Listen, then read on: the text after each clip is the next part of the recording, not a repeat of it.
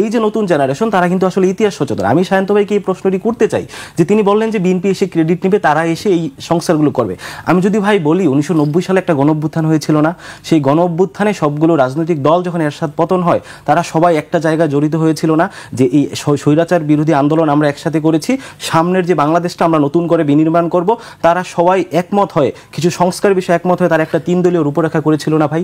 সেই রূপরেখাতে আপনি দেখেন বিএনপি যখন ক্ষমতায় আসছে 1994 সালে সেটা দেখেছি আমরা মাগুরার উপ ইলেকশনে বিএনপি সেই রূপরেখা সে ভঙ্গ করেছে। তারপরে 1996 সালের 15 ফেব্রুয়ারি যে নির্বাচন হয়েছে সেটি তার নিজ দলের অধীনে সে নির্বাচন সে করেছে। অর্থাৎ বিএনপি ক্ষমতায় এসে এই যে স্বৈরাচার পতনের পর যে রূপরেখা করেছিল রাজনৈতিক দলগুলো মিলে সেটা সে ভঙ্গ করেছে। আপনি যদি তারপরে বিএনপি দেখেন এই যে তার সংস্কার কথা বলছি যে সব সংস্কার নির্বাচনের পরে এসে করবে, 1991 সালে শাহাবুদ্দিন সরকারের 29টি আপনার সংস্কার কমিটি গঠিত হয়েছিল না। বিএনপি এই যে 91 থেকে 96 ক্ষমতায় ছিল, এই শাহাবুদ্দিন সরকারের 29টি সংস্কার কমিশনের যে সুপারিশ তারা কয়টা বাস্তবায়ন করেছে? করে নাই তো ভাই। তারপরে দেখেন বিএনপি 2001 সালে ক্ষমতায় এসেছিল না, সেখানে আজকে যে লতিফুর সরকারে তিনি কথা বললেন যে লতিফুর সরকার একদিন এসে খুব তড়িৎ গতিতে অনেক জাজ পরিবর্তন করে ফেলছে, এই সরকার স্লোগতি। লতিফুর সরকার এসেও তো টিআইবির মাধ্যমে তিনি 16টি সংস্কার কমিশনের সুপারিশ করেছিল না। 2001 থেকে 6 সালে বিএনপি কি সেই সুপারিশ মেনেছে? মানে নাই, বরং তারা সংবিধানের বিতর্কিত সংশোধনী করে যাতে নিজেদের অধীনে নির্বাচনটা করতে পারে সেজন্য তারা সংবিধানে একটা সংশোধনী এনেছিল না বিচারপতির বয়স বাড়ানোর জন্য, যেটার উপর কেন্দ্র করে পরবর্তীতে লগি বৈঠা আন্দোলন করেছিল, আওয়ামী লীগ লাশের উপর নৃত্য করেছিল।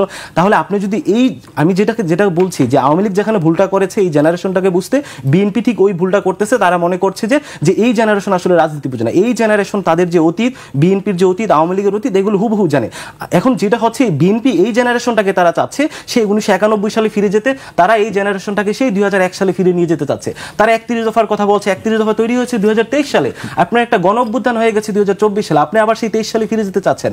এই জেনারেশনের সাথে আওয়ামী লীগ যেভাবে ভুলটা করেছে, আমরা বিশ্বাস করি যে আমরা যেটা চাই একদম মন থেকে প্রাণ থেকে যে এদেশে বিএনপিকে, এদেশের স্বার্থে বিএনপিকে টিকে থাকতে হবে একটা জাতীয়তাবাদী দল হিসেবে, বাংলাদেশপন্থী দল হিসেবে, একটা জিয়াউর রহমানের দল হিসেবে। আমরা চাই এই সংস্কার কাজে বিএনপি নেতৃত্ব দেখ, পাশাপাশি এই জেনারেশনটাকে তারা এই আস্থাটা দেখ যে পূর্বে আমরা যেগুলো করতে পারি না আমরা ভবিষ্যতে করব। তারা সেই আস্থাটাও দিতে পারতেছে না, আরো উল্টা বলছে যে এই সংস্কার আমরা ওদের হাতের কোনো সংস্কার আমরা মেনে নিব না, এই সংস্কার আমরা চেঞ্জ করে ফেলবো।